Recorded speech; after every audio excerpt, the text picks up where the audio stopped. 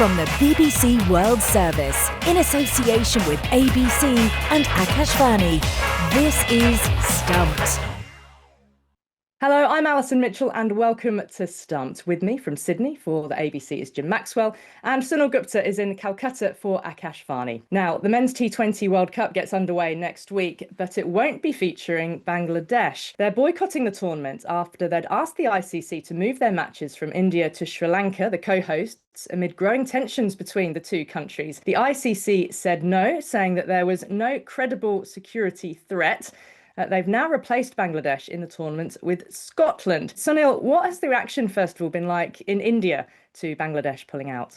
Well, quite muted, actually. I mean, this whole thing about security concerns, I don't think is true at all. India provides the best security. All the teams show here.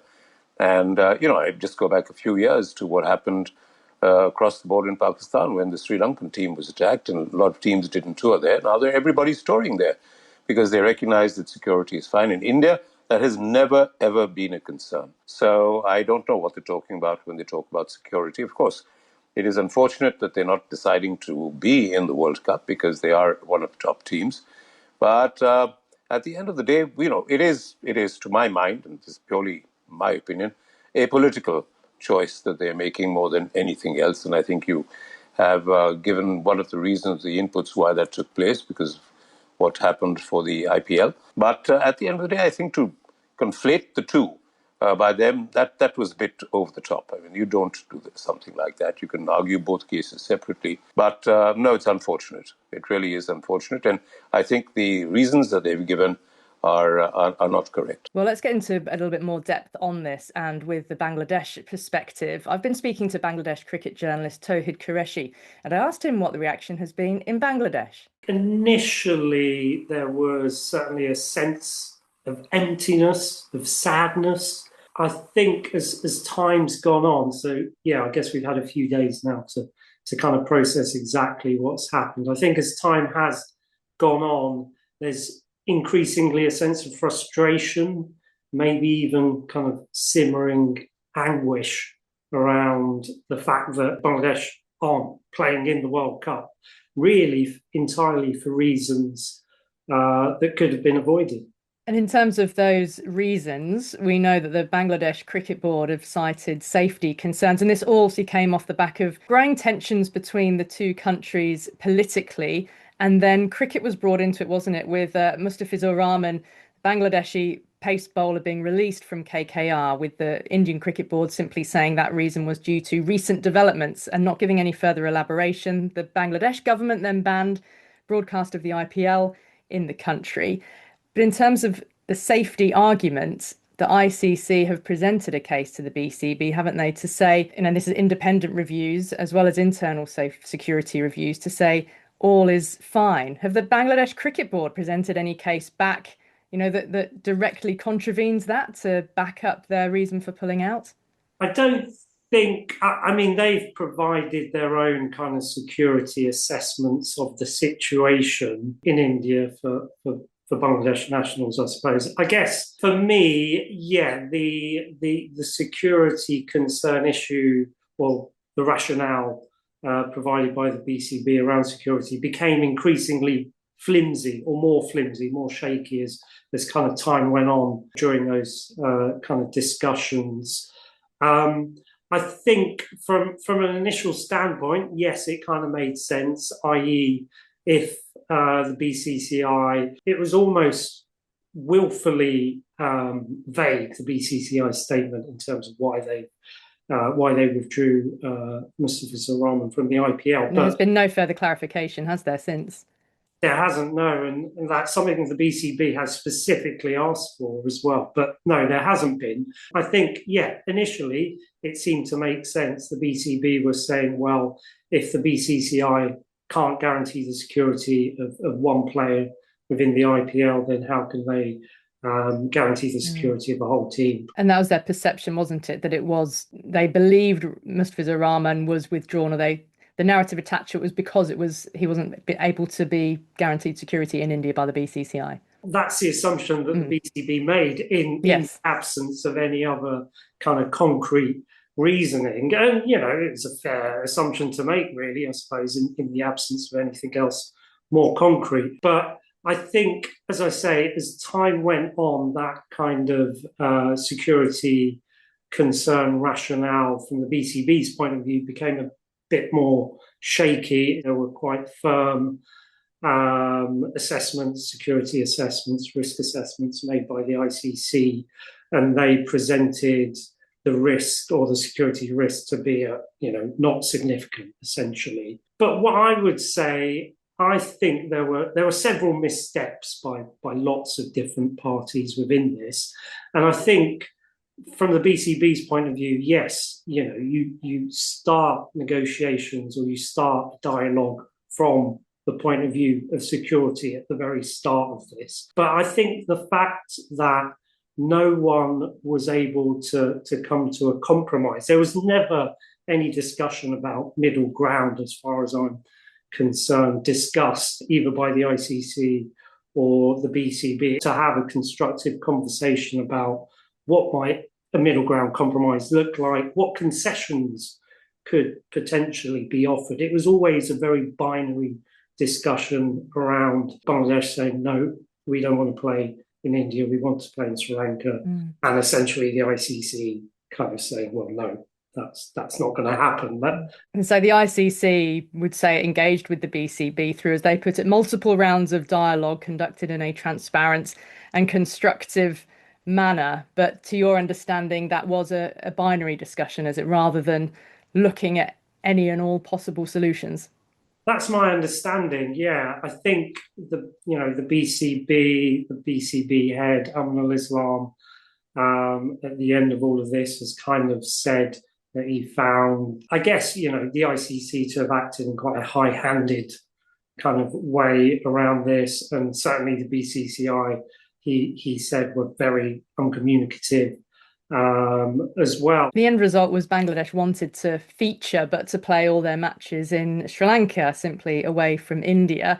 Do you have any sympathy with the ICC insofar as the immense disruption that would have caused, not just logistically, broadcasting, crews, but for the other teams as well in the group to have their schedules disrupted also? Absolutely. I mean, there was talk of wanting to swap groups with Ireland, I think was one of the things that was mooted a couple of weeks ago. But why should Ireland have to move groups and change all of their plans and preparations just to kind of accommodate Bangladesh, I guess, and accommodate this issue? So yeah, I definitely have sympathy with the ICC and the other teams. And yeah, it would have been a huge logistical challenge to kind of amend the schedule at such a late stage, I suppose. But that said, we're only trying to reschedule a few cricket matches, really. It's not something that's beyond the realms of possibility. So I feel, as I was saying, if the ICC really wanted to accommodate Bangladesh and were looking to reach out to compromise in some way, that could have been done. Where do you see all this going from here, though, Tauhid, the relationship between Bangladesh and India, and indeed Bangladesh and the ICC? Yeah, I mean, it's kind of choppy waters, really, certainly in the medium term, I suppose, for Bangladesh.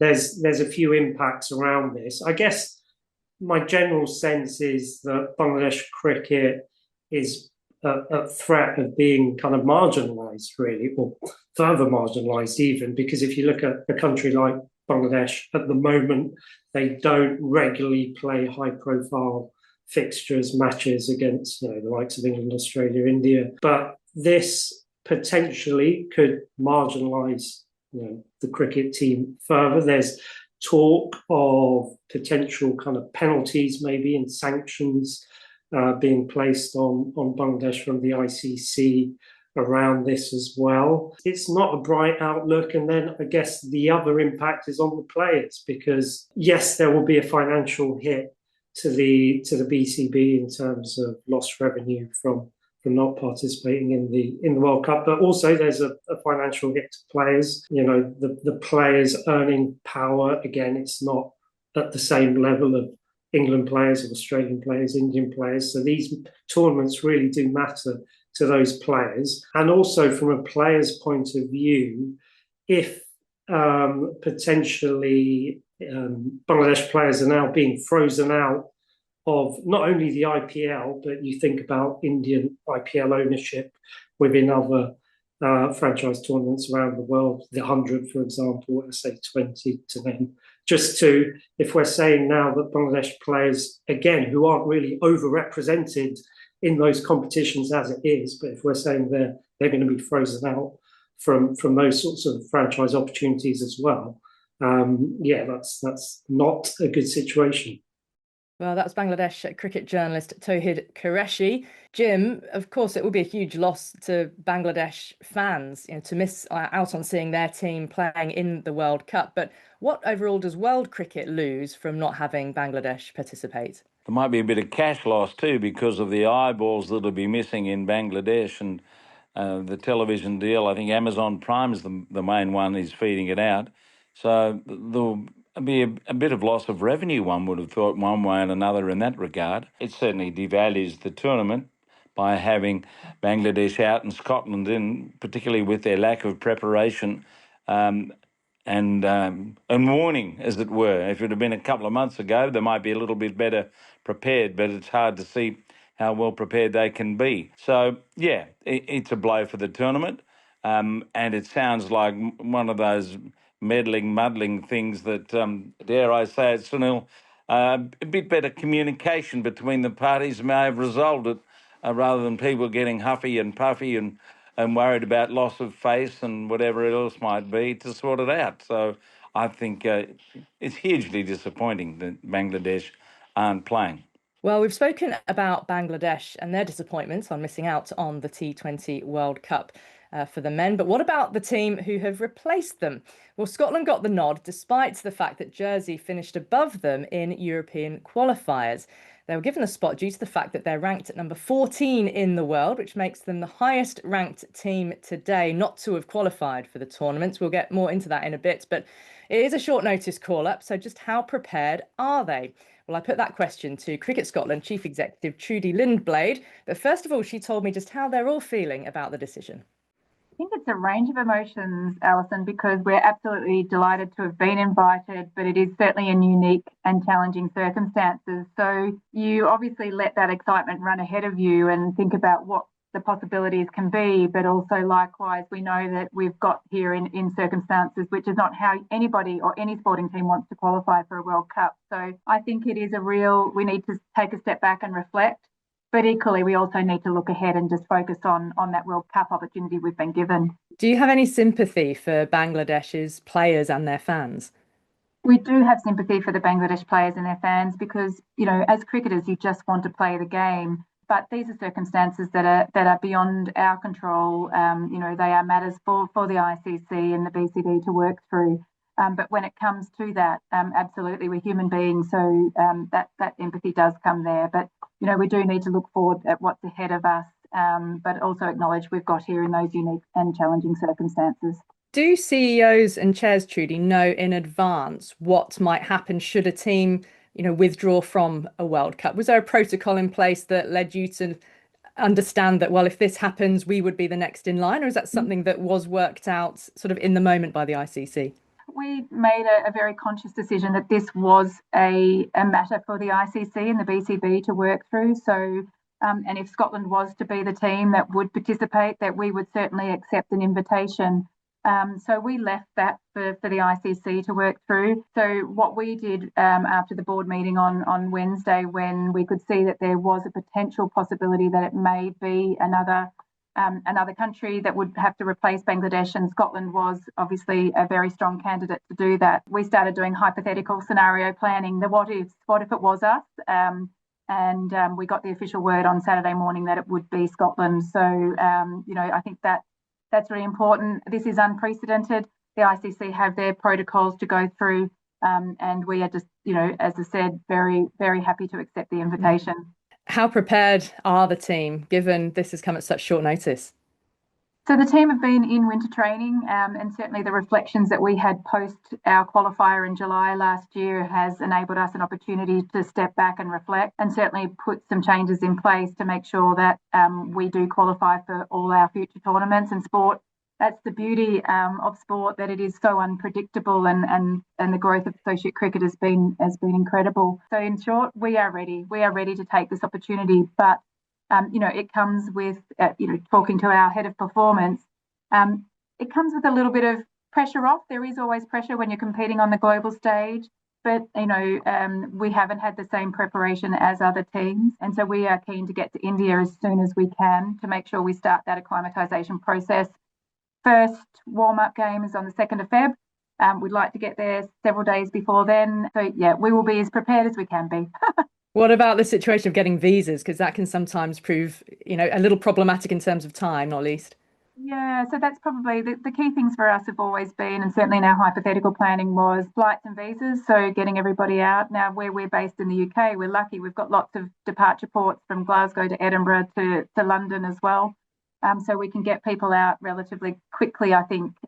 Visas certainly is the challenge. We've been working really closely with the ICC, and also the ICC have been working closely with the BCCI on making sure that we get all of that information quickly. We can control what we can control. ICC have been brilliant. I've got my head of performance who's in Nepal at the moment because we've got a women's team also trying to qualify for a World Cup there. Us here in Scotland. So we've got people everywhere, and then the ICC in Dubai and India. So we almost cover the 24-hour clock, and we are working really hard. So I'm confident that we will get there. I think visas for some may take a little bit longer, but we just need to get the majority of the squad there, and those ones that might take a bit longer we'll get as quickly as we can. Well, that was the Chief Executive of Cricket Scotland, Trudi Lindblade. Jim, so Scotland are in a group with West Indies, Nepal, Italy, and of course England. 2 teams will qualify through from the group. How realistic a chance does Scotland have for making the next stage? I don't think they've got a chance. I would have thought West Indies, even Nepal, and certainly Italy. The 2 Menenti brothers are playing for Italy. They've been playing Shield cricket and Big Bash here.